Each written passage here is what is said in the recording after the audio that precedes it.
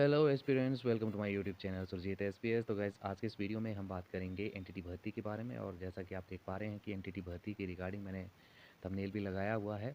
तो कहाँ पे ये एनटीटी भर्तियाँ जो है वो होने जा रही हैं, इसके बारे में पूरी कंप्लीट इन्फॉर्मेशन आपको जो है वो देते हैं। तो चलिए वीडियो स्टार्ट करते हैं। फ्रेंड्स, यहाँ से आप ये देख पा रहे होंगे, ये है एक न्यूज़पेपर की कटिंग। और ये जो कटिंग इसमें बताया जा रहा है कि DSSB दिल्ली में जो है वो एनटीटी के टीचर्स की जो है वो रिक्रूटमेंट निकली है। और इसमें बहुत जो है वो एनटीटी टीचर्स जो है वो रखे जाएंगे। सबसे पहले बात कर लेते हैं opening date of the application की। तो वो 9 ऑफ जैन से स्टार्ट हो जाएगा आपका जो एप्लीकेशन फॉर्म फिल होने का जो प्रोसेस है वो।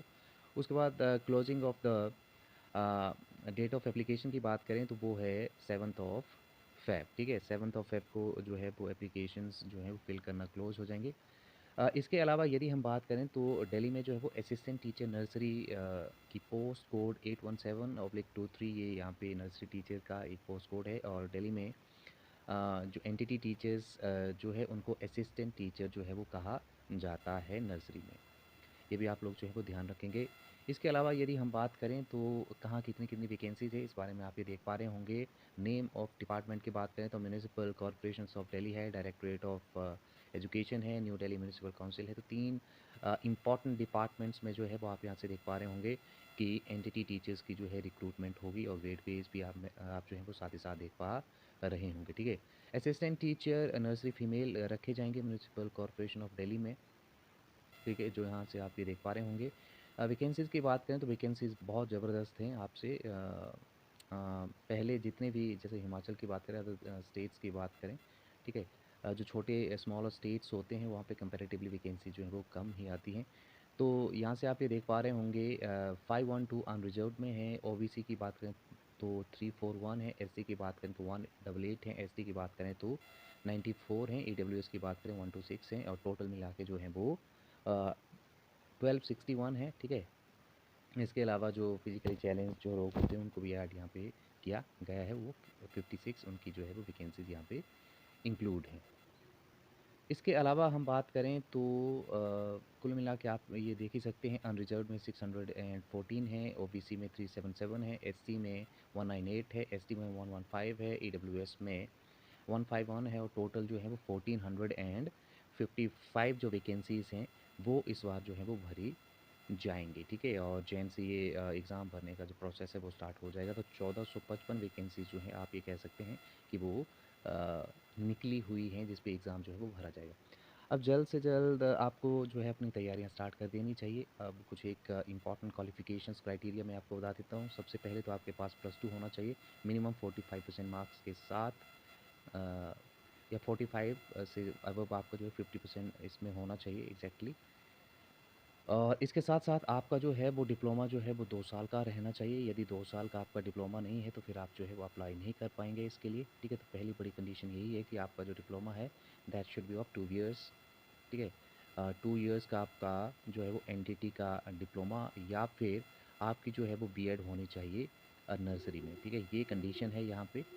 DSSB में यदि आपको जो है वो असिस्टेंट टीचर नर्सरी बनना है तो इसके लिए आपकी जो क्वालिफ़िकेशन है, जैसे मैंने बताया, आपकी +2, और +2 में आपके 50% मार्क्स प्लस आपका जो है वो एनटीटी डिप्लोमा 2 इयर्स का, वो भी वैलिड और रिकॉग्नाइज्ड यूनिवर्सिटी से। और साथ ही साथ यदि आपने बीएड की है तो वो 2 साल का आपका जो है वो डिग्री जो रहता है प्रोसेस बीएड को, वो आपके यहाँ होना चाहिए। ठीक है, इसके अलावा बात करें एज की तो एज जो है वो आपकी 30 से ऊपर नहीं होनी चाहिए। ठीक है, यदि आपकी एज जो है वो 30 से ऊपर है तो फिर आप जो हैं वो जनरल कैटेगरी में जो है वो एक तरह से आप फिर एग्ज़ाम जो है वो फ़िल नहीं कर सकते। लेकिन जितने भी जैसे हमारी कैटेगरीज़ हैं रिज़र्वेशन के थ्रू जो है उनको 5 या फिर 7 इयर्स का जो है रिलैक्सेशन दिया जाता है एज़ पर रूल्स, वो आप देख लेना। लेकिन ये है कि जो जनरल कैटेगरी है उसमें आपकी एज जो है वो 30 इयर्स ही रहनी चाहिए। बाकी एससी एसटी में जो है वो आपको कंडीशंस ऑफ जो रिज़र्वेशन है वो मिलता है। वहाँ पे 7 से 10 साल की आपको रिलैक्सेशन मिल जाएगी। ठीक है, अब बात कर लेते हैं कि जो एग्ज़ाम है वो किस तरह से होगा। तो एग्ज़ाम आपका जो है वो सीबीटी मोड पे होगा। सीबीटी यानी कि जो एग्ज़ाम है वो कंप्यूटर बेस्ड होगा। ठीक है, और कंप्यूटर बेस्ड एग्ज़ामिनेशन के लिए आपने तैयार हो जाना है। ठीक है, तो सीबीटी यानी कि कंप्यूटर बेस्ड एग्ज़ाम होगा आपका, इसमें नेगेटिव मार्किंग भी होगी, ठीक है। और टोटल जो आपके क्वेश्चंस आपसे पूछे जाएंगे वो 200 होंगे, और जिसको कि आपने 120 मिनट्स में यानी कि 2 आवर्स में इसको करना है, ठीक है। और इसके साथ साथ आपके ये जो 200 क्वेश्चंस होंगे वो डिवाइडेड होंगे into A and B parts, ठीक है। ए जो पार्ट होगा वो जनरल होगा और बी आपका जो है वो सब्जेक्टिव होगा, जिसमें कि साइकोलॉजी का रेशो एज़ यूजुअल आपको जो है वो बहुत ज़्यादा रहेगा। तो जो जनरल आपका जो पेपर है उसमें क्या क्या आपसे पूछा जाता है वो आपको बता देता हूँ। इसमें आपसे जनरल हिंदी, ठीक है, और जनरल हिंदी के साथ साथ आपसे जो है वो जनरल इंग्लिश पूछा जाएगा, ठीक है। General Hindi, general English, maths, reasoning, ठीक है, और जनरल अवेयरनेस और करंट अफेयर्स, ये आपसे जो हैं वो जनरल पेपर में पूछे जाएंगे। और जो पार्ट बी होगा आपका, दैट विल बी सब्जेक्टिव। तो ये आपने जो है वो ध्यान में रखना है। इसके अलावा आपको जो है दोनों पार्ट जो है वो क्वालिफाई करने पड़ेंगे। बहुत बड़ा इंपॉर्टेंट एक तरह से कॉन्सेप्ट है। एटलीस्ट 40% जो है आपको लेके आना पड़ेगा, ठीक है, पार्ट ए पार्ट बी में, तब जाके आपको जो है कंसीडर किया जाएगा मेरिट के लिए। बहुत इंपॉर्टेंट है ये, ठीक है। अगर 40% से आप लोग जो हैं वो कम स्कोर करते हैं तो फिर आपको कंसीडर नहीं किया जाएगा। तो 40% जो है वो यहाँ पे मिनिमम है, ठीक है।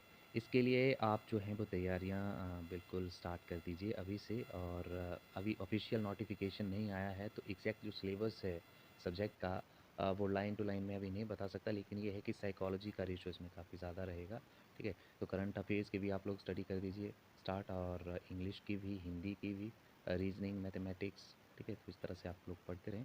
हाँ, प्लेलिस्ट में ज़रूर जाएँ, वहाँ पे मैंने कुछ एक वीडियो जो है इंग्लिश जनरल ग्रामर के कुछ बनाए हुए हैं जो कि आपको हेल्प करेंगे, और कोशिश करूँगा कि मैं भी आपको वीडियो बना के आपकी हेल्प करूँ। तो आज इस वीडियो में इतना ही। Thank you very much.